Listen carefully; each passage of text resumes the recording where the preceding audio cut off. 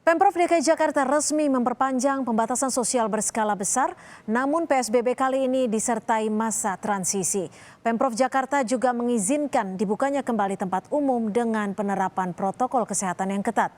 PSBB masa transisi di Jakarta akan dievaluasi pada akhir Juni seiring diperbolehkannya sejumlah kegiatan di area publik secara bertahap. Gubernur DKI Jakarta Anies Baswedan menyatakan, meski ada pelonggaran, warga diminta tetap mematuhi aturan PSBB. Di antaranya kewajiban memakai masker dan mencuci tangan. Sekarang kita masuk fase transisi. Jangan ini berulang. Jangan kita sampai kembali lagi.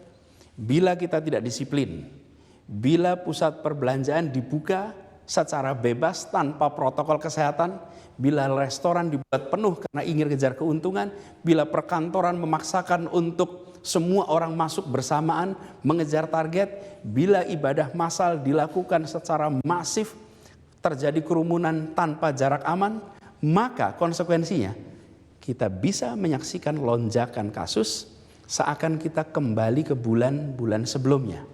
Dan bila itu sampai terjadi, maka Pemprov DKI Jakarta, gugus tugas DKI Jakarta tidak akan ragu, tidak menunda untuk menggunakan kewenangannya, menghentikan kegiatan sosial ekonomi di masa transisi ini. Dan untuk mengetahui bagaimana persiapan masjid untuk menggelar sholat Jumat besok, sudah ada jurnalis Kompas TV Dani Saputra di Masjid Agung Sunda Kelapa. Dani, dari pantauan Anda, bagaimana persiapan sholat Jumat yang akan diadakan besok di Masjid Sunda Kelapa? Apakah protokol kesehatan, poin-poinnya yang harus diberlakukan besok? Ya, selamat malam Cynthia dan juga saudara. Jelang sholat Jumat perdana besok di Masjid Agung Sunda Kelapa, ini perdana dilakukan sejak awal diterapkan PSBB sekitar 2-3 bulan yang lalu. Ini memang beberapa hal ataupun protokol kesehatan COVID-19 sudah dilakukan ataupun dipersiapkan untuk mengantisipasi adanya penyebaran virus corona. Terutama kalau misalkan di masjid ini adalah dikhawatirkan adanya penumpukan jamaah. Maka itu beberapa hal ini sudah dilakukan, diantaranya ini adalah menjaga jarak saf antar jemaah dan juga nanti di seluruh pintu masuk nanti para jemaah sebelum masuk ke masjid sudah harus diukur dulu suhu tubuhnya. Selain itu diwajibkan untuk menggunakan masker dan juga harus membawa peralatan sholat sendiri seperti sajadah sendiri.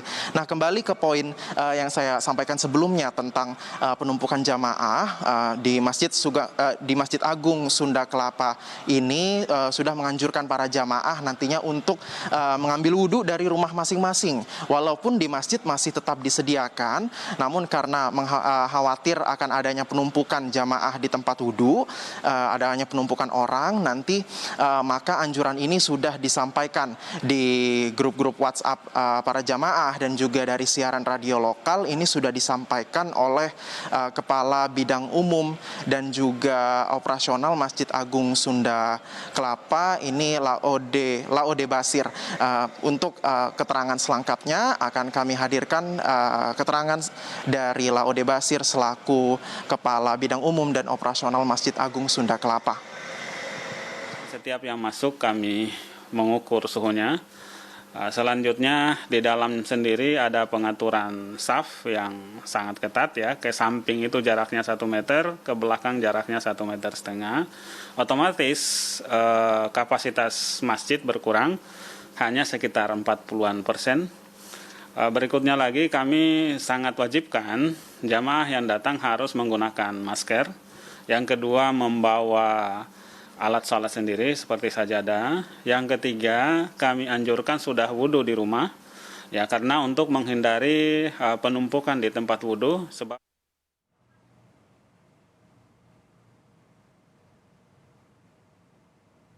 Protokol kesehatan COVID-19 dan juga kebijakan-kebijakan yang akan diterapkan besok jelang sholat Jumat ini intinya adalah memberikan keleluasaan bagi para jamaah untuk melaksanakan ibadah sholat 5 waktu dan juga sholat Jumat ini seperti biasa, namun tidak mengabaikan protokol kesehatan COVID-19 dan juga ini seperti jaga jarak, menggunakan masker dan juga menjaga kebersihan diri dan juga masjid.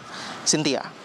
Terima kasih atas informasi Anda, Dani Saputra, jurnalis Kompas TV melaporkan langsung dari Masjid Agung Sunda Kelapa.